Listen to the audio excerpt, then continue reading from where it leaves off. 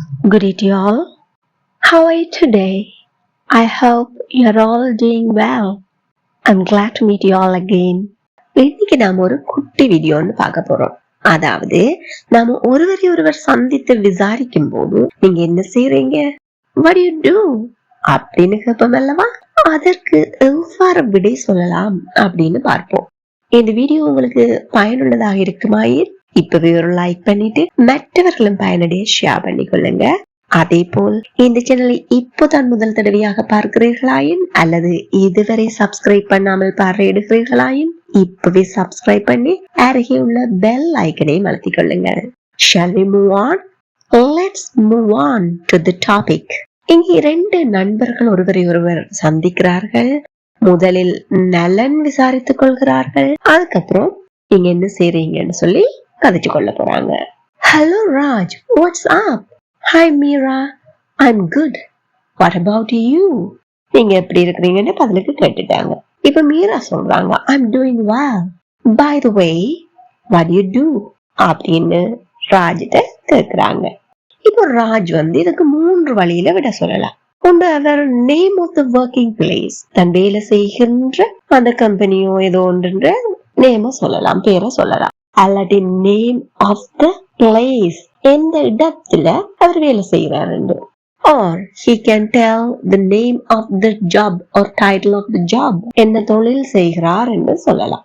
உதாரணத்துக்கு name of the working place அப்படின்னு பார்த்தோமாயின் we can say for example the ABC company, கம்பெனியோட பேரை சொல்லலாம்.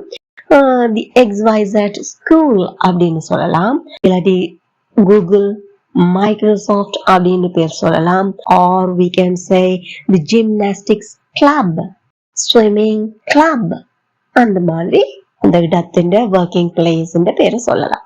அதுக்கப்புறம் நேம் ஆஃப் த பிளேஸ் அன்னைக்குல எந்த ஊர்ல எந்த இடத்துல வேலை செய்யறாரு. Chennai, Colombo, Japan, Delhi, Canada, whatever.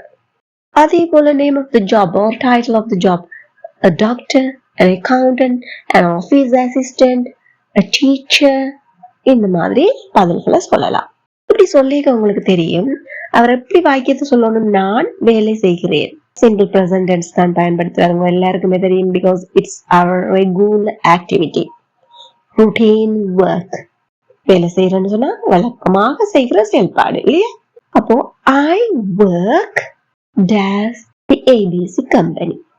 வேற எப்படி சொல்லி இருக்கலாம், ஐ ஒர்க் டேஸ் சென்னை. அடுத்து பார்ப்போமா, ஐ ஒர்க் டேஸ் an accountant. இப்போ இந்த 3 இடைவெளியிலையும் உங்களுக்கு ஒரு சொல் போட வேண்டியிருக்கு. அந்த சொல் எப்படிப்பட்டதாக இருக்கும்? Very good. It should be a preposition. It should be a preposition. இந்த preposition ஒரே preposition இருக்கிறதுக்கான வாய்ப்பு இருக்குமா? நிச்சயமா இல்லை. வேற preposition இருக்க போகுது. Let's see what are they. உதாரணத்துக்கு பாப்போம், I work in the ABC company அப்படி சொல்லலாமா? அடுத்து பாப்போம், I work in Chennai. Next one, I work in an accountant. இதுல எல்லாருமே தட்டி இருப்பீங்க, தேர்ட் ஒன் வர மாட்டுதுன்னு சொல்லி. உங்களுக்கு இந்த 2 முதலாவதா 2வது ஒரு சின்ன கன்ஃபியூஷன் இருக்கலாம். இதை இல்லாம தவிர்க்கிறதுக்கு நாங்க ஒர்க்கோட என்னென்ன ப்ரொபோசிஷன்ஸ் வரைக்குள்ள அதுக்கு பின்னால வரது எப்படி இருக்கும் அப்படின்னு பார்ப்போம். For example, keep this point in memory. கீழே நான் சொல்ல போற குறிப்பை நல்ல ஞாபகத்துல வச்சுக்கொள்ளுங்க. எங்கெங்கெல்லாம் work for அப்படின்னு சொல்றோமோ அதுக்கு பின்னால name of the working place பேர் தான் வரும். அதே போல செகண்ட் பாயிண்ட், be careful. எங்கெல்லாம் நீங்க work in அப்படின்னு சொல்றீங்களோ அதுக்கு பின்னால place, அதாவது இடத்தின் பேர் தான் வரப்போகுது.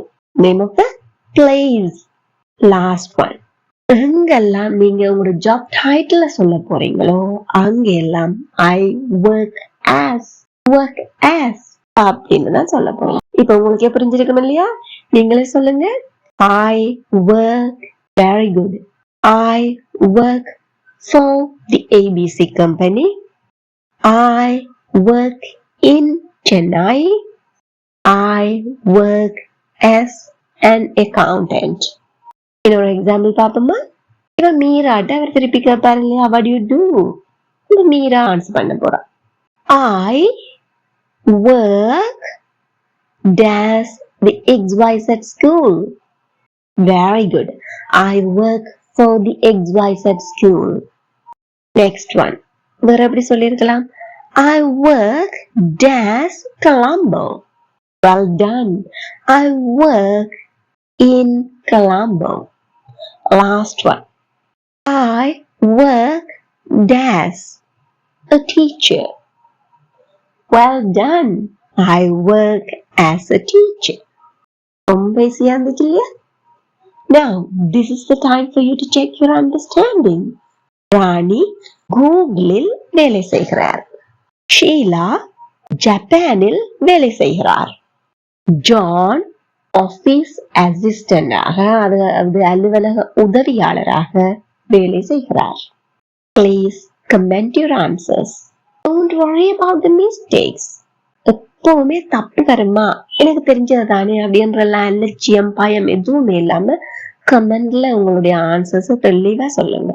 இந்த வீடியோ உங்களுக்கு பயனுள்ளதாக இருந்திருப்பேன். இப்பவே ஒரு லைக் பண்ணிட்டு மற்றவர்களும் பயனுடைய ஷேர் பண்ணிக்கொள்ளுங்க.